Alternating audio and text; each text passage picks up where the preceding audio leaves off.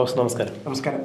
ഇന്ന് കേരളത്തിൽ ഏറ്റവും കൂടുതൽ ചർച്ച ചെയ്യുന്ന വിഷയമാണ് CMRL എക്സാലോജിക്ക് മാസപ്പടി വിവാദം.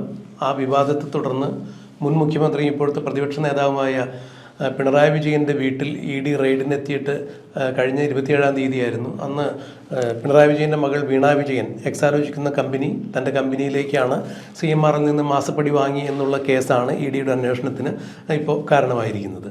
ED റെയ്ഡ് നടത്തി വീണ വിജയൻ്റെ ബാങ്ക് അക്കൗണ്ട്സ് അടക്കം മരവിപ്പിച്ചു. 19 കോടി കണ്ടുകെട്ടി അവരുടെ ഫോൺ കടത്തിക്കൊണ്ടുപോയി.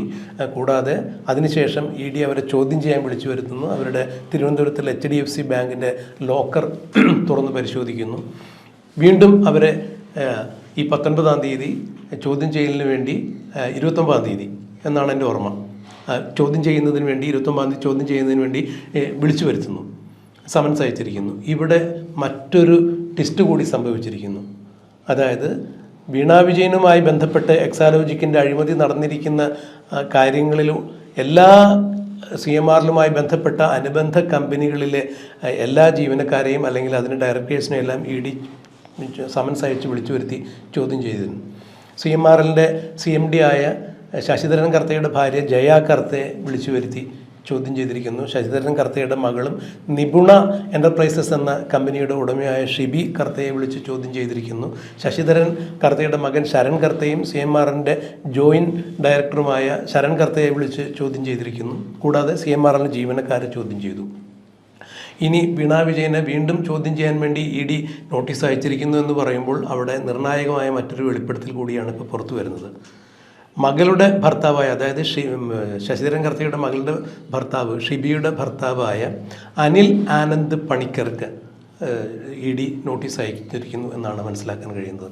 അനിൽ ആനന്ദ് പണിക്കർ ദുബായിൽ നടത്തുന്ന റയർ കെമിക്കൽ സൊല്യൂഷൻസ് എന്ന കമ്പനിയിലേക്ക് 13 കോടി രൂപ വന്നിരിക്കുന്നു. ഈ 13 കോടി രൂപയ്ക്ക് എന്ത് തരത്തിലുള്ള സേവനമാണ് ഈ കമ്പനി CMRL നൽകിയിരിക്കുന്നത് എന്നുള്ളൊരു ചോദ്യം ED മുന്നോട്ട് വയ്ക്കുന്നു. മാത്രമല്ല, ഈ അനിൽ പണിക്കരുടെ അക്കൗണ്ടിലേക്ക് വന്നിരിക്കുന്ന, ദുബായ് ബാങ്കിലേക്ക് വന്നിരിക്കുന്ന ഈ പണം അബുദാബി കൊമേഴ്സ്യൽ ബാങ്ക് വഴി പല ഇടപാടുകളും വീണയുടെ ബാങ്ക് അക്കൗണ്ടിലേക്ക് പണം ഒഴുകിയതുപോലെ അത്തരത്തിൽ ഒരു കൈമാറ്റം ചെയ്യുന്നതിന് വേണ്ടിയാണോ ഈ പണം വന്നത് എന്നുള്ള അന്വേഷണം കൂടി നടക്കുമ്പോൾ തീർച്ചയായും ഇരട്ടത്താഴിട്ട് പൂട്ടുന്ന തരത്തിലേക്ക് ഈ വിഷയത്തിൽ ED മുന്നോട്ട് പോകുന്നു. മാത്രമല്ല, സീരിയസ് ഫ്രോഡ് ഇൻവെസ്റ്റിഗേഷൻ ഓഫീസ് അന്വേഷിച്ച കേസിൻ്റെ എല്ലാവിധ തെളിവുകളും EDക്ക് കിട്ടിയതോടുകൂടി വിദേശ ബാങ്കുകളിൽ വീണ വിജയനും കുടുംബത്തിനുള്ള അക്കൗണ്ടുകൾ കൂടി പരിശോധിക്കപ്പെടുന്നു. അതിന് കേന്ദ്ര മന്ത്രാലയത്തിൻ്റെ ഉത്തരവ്, അവരുടെ അനുമതി തേടിയിരിക്കുന്നു എന്നൊക്കെ പറയുമ്പോൾ തീർച്ചയായും വീണ വിജയൻ ലോക്ക് ചെയ്യപ്പെടുന്നു. 29-ാം തീയതിക്ക് അവരെ ചോദ്യം ചെയ്തതിന് ശേഷം അറസ്റ്റിലാകും എന്ന തരത്തിലുള്ള നിയമവൃത്തങ്ങളുടെ പല സൂചനകളും പുറത്തു വരുന്നു. എങ്ങനെയാണ് ഫവാസിനെ നോക്കി കാണുന്നത്?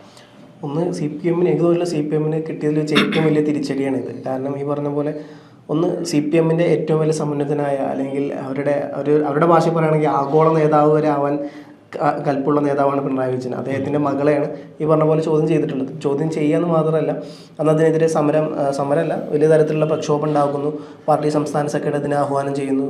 വരുന്ന ED ഉദ്യോഗസ്ഥരുടെ വാഹനങ്ങൾ അടിച്ചു പൊളിക്കുന്നു. അതുമായി ബന്ധപ്പെട്ടിട്ട് പലതരത്തിലുള്ള കേസും, അത്രയും കാലം അതൊരു സാധാ കേസ് എന്നുള്ള നിലയ്ക്ക് പിന്നീട് അത് ED അവരുടെ ഒരു പ്രസ്റ്റീജ് ഇഷ്യൂ ആയിട്ട് എടുക്കുന്നു. കാരണം അവർക്കെതിരെയുള്ള ഒരു ആക്രമണമായിട്ട് കാണുന്നു. അത്രയും കാലം അല്ലാത്ത രീതിയിൽ ED ഡയറക്ടർ നവീൻ എന്നോ എന്തോ പേരില്ലേ, അദ്ദേഹം ഡയറക്റ്റ് കേരളത്തിലോട്ട് വരുന്നു. EDയുടെ ഡയറക്ടർ രാഹുൽ നവീൻ അദ്ദേഹം നേരിട്ട് കേരളത്തിലോട്ട് വരുന്നു.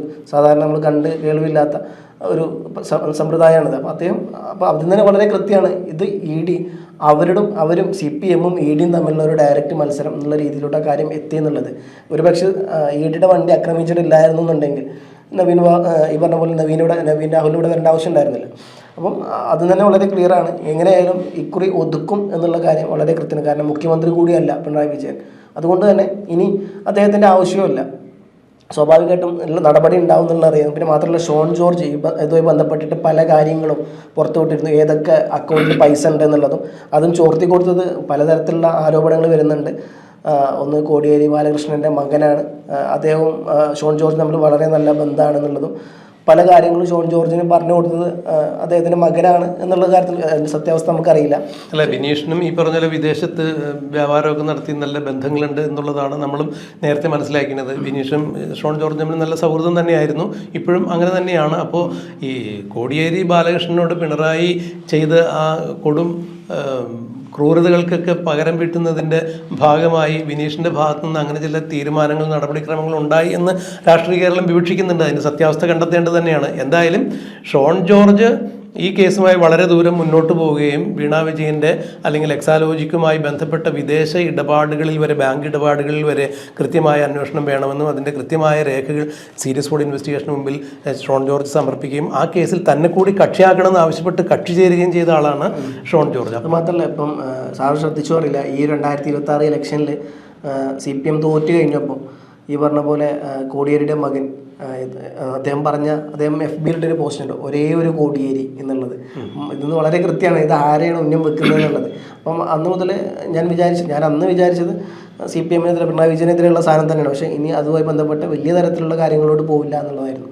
പക്ഷേ പിന്നീട് അദ്ദേഹത്തിൻ്റെ ഭാര്യ മാധ്യമങ്ങൾക്ക് കൊടുത്ത കാര്യത്തിലൊക്കെ ബൈറ്റിലൊക്കെ പറയുന്നുണ്ട്, പാർട്ടി ഇത്തരത്തിൽ തങ്ങൾക്കൊരു പ്രശ്നം വന്നപ്പോൾ തങ്ങളുടെ കൂടെ പിണറായി വിജയൻ നിന്നിട്ടില്ല എന്നുള്ള കാര്യം. അപ്പോൾ പിന്നെ അപ്പം തന്നെ ക്ലിയർ ആയിരുന്നു കാര്യങ്ങൾ, ഒരു ഭാഗത്തുനിന്ന് പിണറായി വിജയനെതിരെയുള്ള കാര്യങ്ങൾ വരുന്നുണ്ട് എന്നുള്ളത്. അപ്പം ഇതെല്ലാം പാടെ കൂട്ടി ആലോചിക്കുമ്പോൾ ഒരുപക്ഷെ ബിനീഷ് കോടിയേരി ഈ പറഞ്ഞ പോലെ ഷോൺ ജോർജിനെ പല തെളിവുകളും കൊടുത്തിട്ടുണ്ട് എന്ന് ആരെങ്കിലും പറഞ്ഞു കഴിഞ്ഞാൽ പെട്ടെന്ന് പ്രത്യക്ഷത്തിൽ നോക്കുമ്പോൾ നമുക്കതിനെ എതിർത്ത് കളയാൻ പറ്റാത്ത രീതിയിലുള്ള ഒരു കാര്യം തന്നെയാണത്. എന്തായാലും കേസായി, അത് വലിയ തരത്തിൽ പ്രശ്നത്തിലോട്ട് പോകുന്നു, പാർട്ടി എക്കാലത്തും ഇല്ലാത്ത തരത്തിലോട്ട് പോകുന്നു. മാത്രമല്ല പിന്നീട് അതിന് ശേഷം പാർട്ടി പ്രവർത്തകരും പ്രത്യേകിച്ച് CPM-ലെ പല നേതാക്കന്മാരും പറഞ്ഞത് അത് വീണ വിജയനാണ് അന്വേഷണ പരിധിയിൽ വന്നിട്ടുള്ളത്, പിണറായി വിജയൻ അതിന് ബാധസ്തകമല്ല, അതുകൊണ്ട് തന്നെ പാർട്ടി വിഷയത്തിൽ ഇടപെടുന്നില്ല, പാർട്ടി ഇടപെടേണ്ട ആവശ്യമില്ല. ഇത് പറയുമ്പോഴേക്കും ഇതേ പാർട്ടിക്കാർ കൂടി ഇങ്ങാണ്ട് ഈ പറഞ്ഞ പോലെ ED ഉദ്യോഗസ്ഥരെ വാഹനം അടിച്ച് പൊളിച്ച ഒരു സമ്പ്രദായം നമ്മൾ കണ്ടതാണ്. അല്ല, അതിനുശേഷം വളരെ മാറ്റം ഉണ്ടായിട്ടുണ്ട്. കാരണം അന്ന് വരെ പറഞ്ഞത് പിണറായി വിജയനെ തകർക്കുന്നതിന് വേണ്ടി കേന്ദ്ര അന്വേഷണ ഏജൻസികൾ വീണയെ കരുവാക്കുന്നുള്ളതാണ്. അപ്പം അന്ന് പിണറായി വിജയൻ തന്നെ ED-യെ പ്രതിരോധിച്ചതിന് ശേഷം മാധ്യമങ്ങളെ കണ്ടപ്പോൾ പറഞ്ഞത് എന്നോട് അവരൊന്നും ചോദിച്ചില്ല, വീണയാണ് ചോദ്യം ചെയ്തത്. അപ്പോൾ പിണറായി വിജയനോട് ചോദ്യം ചെയ്തിട്ടില്ല എന്ന് പിണറായി വിജയൻ സംസാരിക്കുകയും ഇതിനെ നമ്മൾ ഒരുമിച്ച് ചെറുത്ത് തോൽപ്പിക്കും എന്ന് പറയുമ്പോൾ അതിലെ വൈരുദ്ധ്യം മനസ്സിലാക്കണമല്ലോ. പിന്നീട് ജോൺ ബ്രിട്ടാസും പിണറായി വിജയൻ എല്ലാ കാലത്തും വെള്ളപൂശി സംസാരിക്കാറുള്ള, ന്യായീകരിക്കാറുള്ള AK ബാലനും അടക്കമുള്ള നേതാക്കന്മാർ മാധ്യമങ്ങൾക്ക് മുന്നിൽ പറഞ്ഞെന്താണ്, വീണ വിജയൻ തെറ്റ് ചെയ്തിട്ടുണ്ടെങ്കിൽ അവർക്കെതിരെ ഏതെങ്കിലും തരത്തിലുള്ള തെളിവുകൾ ED-യുടെ പക്ഷത്തുണ്ടെങ്കിൽ ED അന്വേഷിക്കട്ടെ, നിയമത്തിന്റെ വഴിക്ക് പോകട്ടെ. അതെ, പാർട്ടി മെമ്പർ പോലും, അതുകൊണ്ട് പാർട്ടി വിഷയത്തിൽ ഇടപെടേണ്ട ആവശ്യമില്ല. പാർട്ടി മെമ്പർക്കെതിരെയാണ് ഇത്തരത്തിലുള്ള ഒരു ആരോപണം വരുന്നത് എന്നുണ്ടെങ്കിൽ മാത്രം പാർട്ടി വിഷയത്തിൽ ഇടപെട്ടാൽ മതി എന്നാണ് പിന്നീട് അവരൊക്കെ പറഞ്ഞത്. തീർച്ചയായും. അപ്പോൾ കാര്യങ്ങൾ വ്യക്തമാണ്. കാരണം ഏത് വഴിക്കേ പോകണമെന്നുള്ളത് CPM ഇനി ഈ കാര്യത്തിൽ ഇടപെടാനില്ല. മാത്രമല്ല അന്ന് ED-യെ പ്രതിരോധിച്ചതിൻ്റെ പേരിൽ ED-യുടെ വാഹനം തല്ലിപ്പൊളിച്ചു, ആ വാഹനത്തിൻ്റെ ചില്ല് തകർന്ന് ഡ്രൈവർക്ക് പരിക്ക് പറ്റി, ED ഉദ്യോഗസ്ഥന്മാരെ കൃത്യവിലോപത്തിന് വേണ്ടി അവരെ കൃത്യവിലോപത്തിൽ തടസ്സം വരുത്തി എന്നൊക്കെ രീതിയിലുള്ള വധശ്രമത്തിനൊക്കെ ഉൾപ്പെടെ കേസെടുത്തു. കേസെടുത്ത് 26 പേര് അവരിപ്പോൾ ജയിലിൽ കഴിയുന്നു. ബാക്കി കണ്ടാലറിയാവുന്ന 300 പേർക്കെതിരെ കേസെടുത്തിരിക്കുന്നു എന്ന് പറയുമ്പോൾ ഇനി ഈ വിഷയവുമായി ബന്ധപ്പെട്ട് കഴിഞ്ഞാൽ കൂടുതൽ കുരുക്കിലേക്ക് കാര്യങ്ങൾ നീങ്ങും എന്ന് തിരിച്ചറിഞ്ഞിരിക്കുന്നു. അപ്പോൾ വീണയിലേക്ക് മാത്രം ഇത് ഒതുക്കിക്കൊണ്ട് കാര്യങ്ങൾ മുന്നോട്ട് പോകുമ്പോൾ വീണ തന്നെ പ്രതിരോധിക്കട്ടെ എന്നൊരവസ്ഥയിലേക്ക് കാര്യങ്ങൾ നീങ്ങുമ്പോൾ ഇവിടെ സീരിയസ് ഫ്രോഡ് ഇൻവെസ്റ്റിഗേഷൻ ഓഫീസ് അന്വേഷിച്ച കാര്യങ്ങളും തെളിവുകളും ED-ക്ക് കൈമാറ്റം ചെയ്യപ്പെട്ടിരിക്കുന്നു എന്ന് പറയുമ്പോൾ വീണ്ടും 29-ാം തീയതി വീണയെ ചോദ്യം ചെയ്യുന്നതോടുകൂടി വീണ നിയമപരമായി വലിയ സങ്കീർണതയിലേക്ക് ഓൾറെഡി ചോദ്യം ചെയ്ത് കഴിഞ്ഞു. അപ്പോൾ അതിൽ നിർണായക വിവരങ്ങൾ കിട്ടിയിട്ടുണ്ട്. ഇവരെ ലോക്കർ തുറന്നതിൽ നിന്നും കാര്യമായിട്ടൊന്നും കിട്ടാൻ സാധ്യതയില്ല. കാരണം അതൊക്കെ ഏതെങ്കിലും തരത്തിൽ തെളിവുകളാണെങ്കിൽ അവർ മാറ്റി കാണും. പക്ഷെ അവരുടെ ഫോൺ ഫോറൻസിക് പരിശോധനയ്ക്ക് അയച്ചിട്ടുണ്ട്. അതിൽ നിന്ന് എന്താണ് ലഭിച്ചിരിക്കുന്നത് എന്നുള്ളത് നമുക്കറിയില്ല. മാത്രമല്ല ഇപ്പോൾ ഈ വിദേശ ബാങ്കുകളിൽ അടക്കമുള്ള അക്കൗണ്ടുകളുടെ ഡീറ്റെയിൽസ് സീരിയസ് ഫ്രോഡ് ഇൻവെസ്റ്റിഗേഷൻ ഓഫീസിൻ്റെ അന്വേഷണത്തിൽ കിട്ടിയിട്ടുണ്ട്. വീണ്ടും അവിടെ അന്വേഷിക്കാൻ കേന്ദ്ര മന്ത്രാലയത്തിൻ്റെ അനുമതി തേടിയിരിക്കുന്നു എന്നൊക്കെ പറയുമ്പോൾ നിലവിൽ ലഭ്യമായിട്ടുള്ള കാര്യങ്ങൾ വെച്ച് വീണ വിജയനിലേക്ക് കൂടുതൽ ആർജവത്തോടു കൂടി ED ചെല്ലുമ്പോഴാണ് ഇപ്പോൾ അനിൽ ആനന്ദ് പണിക്കരുടെ ഈ അക്കൗണ്ടിലേക്ക് വന്ന റയർ കെമിക്കൽ സൊല്യൂഷൻസിൻ്റെ അക്കൗണ്ടിലേക്ക് വന്ന 13 കോടി കൂടി പരാമർശിക്കപ്പെടുന്നത്. അങ്ങനെയെങ്കിൽ ഇത് കൂനിന്മേൽ കുരുക്കെന്ന പോലെ വീണ വിജയന് മണിച്ചിത്ര താഴിട്ട് പൂട്ടുന്ന ഇരട്ടപ്പൂട്ട് വീഴുന്ന തരത്തിലേക്ക് കാര്യങ്ങൾ മാറുന്നു. തീർച്ചയായും ഒരു കാര്യം ഉറപ്പാണ്, വീണ വിജയൻ ഈ കേസിൽ ഉൾപ്പെട്ട് ഏതെങ്കിലും തരത്തിൽ ചോദ്യം ചെയ്യലിന് ശേഷം തൃപ്തികരമായ ഉത്തരം നൽകാതെ അറസ്റ്റിലാവുകയാണെങ്കിൽ വീണ വിജയന് എന്തിനാണ് CMR-ൽ കാശ് കൊടുക്കുന്നത്? വീണ വിജയൻ അവർക്ക് സേവനമൊന്നും നൽകിയിട്ടില്ല എന്ന് വീണ വിജയനും അല്ലെങ്കിൽ സീരിയസ് ഫ്രോഡ് ഇൻവെസ്റ്റിഗേഷൻ്റെ മുമ്പിൽ CMR-ലും ED-യുടെ മുമ്പിൽ CMR-ലും CMRL സമ്മതിച്ചിരിക്കുന്ന ഒരു സേവനം കിട്ടിയിട്ടില്ല. അങ്ങനെയെങ്കിൽ പിന്നെ എന്ത് തരത്തിലുള്ള സേവനം ആരിൽ നിന്നാണ് CMRL കിട്ടിയിരിക്കുന്നത്? ഉപദേശം കൊടുത്തു എന്നുള്ളതാണ് വീണ പറയുന്നത്. അല്ല, അതിന് മറ്റ് തെളിവുകളൊന്നും ഹാജരാക്കാൻ പറ്റിയിട്ടില്ല. അപ്പോൾ EDയെ സംബന്ധിച്ചിടത്തോളം ഒരു കുറ്റകൃത്യം നടന്നിരിക്കുന്നു എന്ന് പറയുമ്പോൾ, അല്ലെങ്കിൽ നമ്മൾ എന്ത് ചെയ്താലും അവർക്ക് തെളിവുകൾ ഹാജരാക്കാൻ വേണമല്ലോ. തെളിവുണ്ടെങ്കിൽ മടിയിൽ കനമില്ലെങ്കിൽ തെളിവ് കാണണമല്ലോ. അപ്പോൾ തെളിവ് ബോധപൂർവ്വം നശിപ്പിക്കപ്പെട്ടിട്ടുള്ളവരാണ്. നേരിൽ മുഖതാവിലാണ് ഞാനിത് നൽകിയിരിക്കുന്നത്, ഉപദേശം നൽകിയിരിക്കുന്നത് എന്നൊക്കെ പറയുമ്പോൾ മറ്റേത് കമ്പനിക്ക് ഉപദേശം കൊടുത്തു എന്നുള്ളതിന് അവിടെ അതിനും വാക്കുകളില്ല, മറുപടിയില്ല. ഇവിടെ മറ്റൊരു കാര്യം എടുത്തു പറയേണ്ടത്, ഈ ED സീരിയസ് ഫ്രോഡ് ഇൻവെസ്റ്റിഗേഷൻ ഓഫീസിൻ്റെ കയ്യിൽ നിന്ന് കിട്ടിയിരിക്കുന്ന രേഖകൾ പരിശോധിച്ച് വീണ വിജയനിലേക്ക് ചെല്ലുമ്പോൾ നേരത്തെ പറഞ്ഞു വന്ന പോലെ വീണ ഒരു സേവനം ചെയ്യാണ്ട് CMRL കാശ് കൊടുത്തിട്ടുണ്ടെങ്കിൽ CMRL പിന്നെ ആരിൽ നിന്ന് സേവനം കിട്ടി? അപ്പോൾ വീണയുടെ അച്ഛൻ മുഖ്യമന്ത്രി ആയിരുന്നതിൻ്റെ പേരിൽ കരിമണൽ ഖനന കമ്പനിയായ CMRLന് അനധികൃതമായി വഴിവിട്ട് കരിമണൽ ലഭ്യമാക്കുന്നതിനുള്ള ചില സൗകര്യങ്ങൾ ചെയ്തു കൊടുത്തതിൻ്റെ പേരിൽ പ്രത്യുപകാര സ്മരണയായി മകളുടെ ഷെൽ കമ്പനിയിലേക്കും അനുബന്ധ കമ്പനികളിലേക്കുമെല്ലാം പണം ഒഴുക്കിയിട്ടുണ്ട്.